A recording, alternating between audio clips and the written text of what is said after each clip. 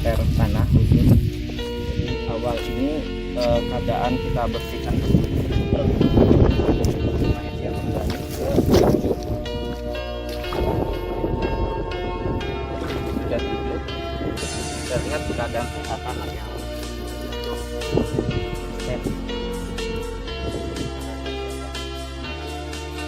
jadi pH tanahnya ada 5, bersifat 5. Sebetulnya ini untuk pengapuran sedikit untuk menjadikan netral ini.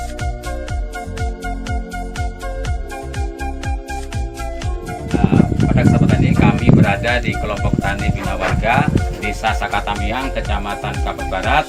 Kebetulan kelompok tani Bina Warga ini mendapat bantuan program ekstensifikasi cetak sawah tahun 2021. Saya perkenalan dulu, ini Pak Ardiansah sebagai Ketua Kelompok Tani Bina Warga. Pada kesempatan ini kami akan mengukur pH tanah di kelompok tani Bina Warga, yaitu dengan cara menggunakan 2 alat, yaitu menggunakan soil pH tester dan menggunakan alat digital ini. Mudah-mudahan dengan menggunakan 2 alat ini kita bisa mendapatkan pH tanah yang akurat.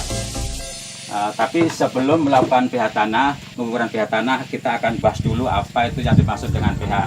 Mungkin Bapak atau Sobat Tani tahu kepanjangan dari pH. pH adalah potensial of hidrogen, adalah derajat keasaman yang digunakan untuk menunjukkan keasaman dan kebasahan suatu larutan, atau dalam bahasa kimianya logaritma aktivitas ion hidrogen. pH tanah adalah tingkat keasaman dan kebasahan suatu tanah. pH tanah ditunjukkan dari angka 0 sampai 14, yaitu pada pH 7 itu dikatakan tanah netral, dan pada pH di bawah 7 maka tanah tersebut dikatakan tanah asam, dan pada pH di atas 7 maka tanah tersebut dikatakan tanah basah. Sebelum kita melakukan pengukuran pH tanah, alangkah baiknya kita akan bahas dulu apa itu yang maksud dengan tanah basah, tanah asam, dan tanah netral. Tanah basah adalah tanah basah dicirikan jika kita melakukan pengukuran pH tanah maka akan mendapatkan pH di atas 7. Jadi kita mendapatkan pengukuran tanah pH di atas 7 dikatakan tanah basah. Tanah basah ini menyebabkan penyerapan unsur hara, terutama unsur hara mikro, tidak bisa diserap oleh tanaman. Tanah basah ini bisa dinetralkan dengan menggunakan atau menggunakan kapur, yaitu berupa kapur gipsum untuk menetralkan tanah pH, untuk menetralkan tanah basah tersebut. Atau bisa juga kita menggunakan pemupukan dengan menggunakan pupuk yang mengandung asam seperti pupuk belerang atau sulfur. Yang selanjutnya tanah asam. Apa itu tanah asam? Tanah asam dicirikan jika Bapak dan Ibu melakukan pengukuran pH tanah maka akan didapatkan pH di bawah 7. Tanah asam ini menyebabkan penyerapan unsur hara, baik unsur hara makro maupun unsur hara mikro, tidak bisa diserap oleh tanaman secara optimal. Artinya, jika Bapak dan Ibu dan Sobat Tani melakukan pemupukan, maka unsur hara yang ada dalam pupuk tersebut tidak bisa diserap oleh tanaman. Tetapi pada pH 5,5, unsur hara makro, terutama unsur nitrogen, sudah bisa diterap oleh tanaman. Artinya, jika Bapak dan Ibu melakukan pemupukan menggunakan pupuk NPK, contohnya menggunakan pupuk NPK Ponska, maka unsur hara nitrogen pada pupuk NPK tersebut sudah bisa diserap oleh tanaman pada pH 5,5. Tetapi unsur hara fosfor dan kalium pada pH 5,5 belum bisa diserap oleh tanaman. Artinya Bapak dan Ibu belum optimal melakukan pemupukan di pH 5,5. pH yang ideal untuk agar tanaman bisa tumbuh dan subur yaitu pada pH 6,5 sampai 7,5. Jadi supaya tanaman tadi bisa tumbuh dan subur yaitu pada pH 6,5 sampai 7,5. Yang selanjutnya adalah tanah netral. Tanah netral dicirikan jika Bapak melakukan pengukuran pH tanah maka akan didapatkan pH 7. Tanah netral ini semua unsur hara, baik unsur hara makro maupun unsur hara mikro, baik unsur hara yang ada di dalam tanah maupun unsur hara yang ada di dalam tanaman, di dalam pupuk tadi sudah bisa diserap oleh tanaman. Jadi pada tanah netral ini semua jenis tanaman bisa tumbuh dengan subur. Itu. Jadi pada tanah netral ini semua jenis tanaman bisa tumbuh dengan subur karena semua unsur hara yang ada terkandung di dalam tanah maupun yang terkandung di dalam pupuk tadi sudah bisa diserap oleh tanaman. Nah, mungkin itu pengertian apa itu yang maksud dengan pH tanah, apa itu tanah basah, apa itu tanah masam atau tanah netral. Dan selanjutnya kita akan melakukan pengukuran tanah. Mudah-mudahan di dalam pengukuran ini kita dapat menyimpulkan berapa pH yang ada di lokasi kita ini, sehingga kita bisa menentukan langkah selanjutnya.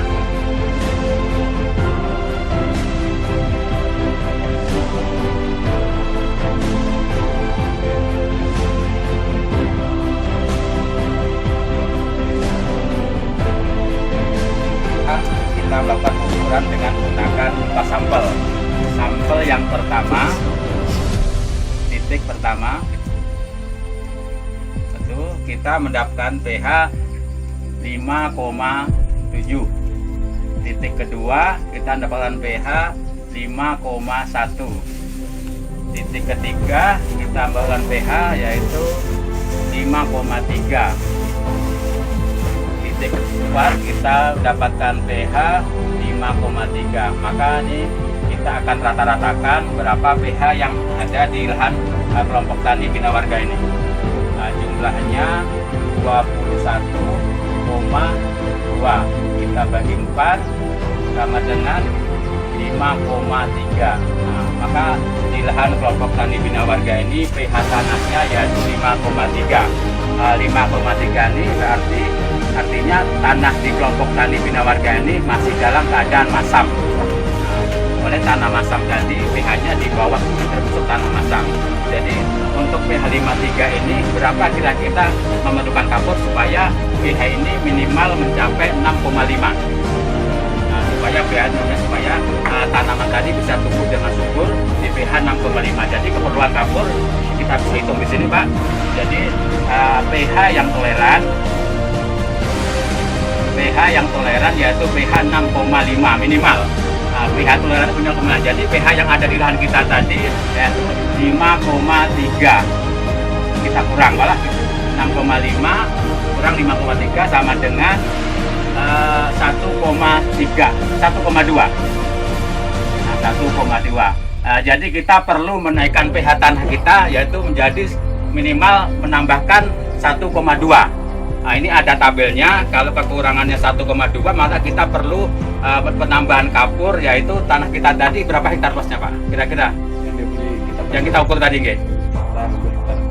Luas lahan 2 hektar. Berapa keperluan kapur dengan pH yang 5,3 tadi, Pak? Kita hitung. Selisihnya ada 1,2, jadi kita lihat tabel 1,2 berarti untuk 1 hektarnya, untuk 1 hektar kita perlu menambahkan kapur. Kita lihat tabel 1,2. Nah, berarti 4,30 ton 4,30 ton per hektar. Untuk di lahan kita ini kita perlu menambahkan kapur 4,30 ton per hektar.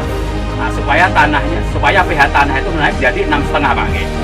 Jadi supaya pH tanah naik jadi 6,5, kita perlu menambahkan kapur yaitu 4,3 ton per hektar. Perlu kita tambahkan supaya pH-nya mencapai 6,5, supaya nanti pertanaman kita itu bisa tumbuh subur di lahan itu, supaya semua unsur hara yang terkandung atau yang kita berikan ke dalam tanaman bisa terserap oleh tanaman itu.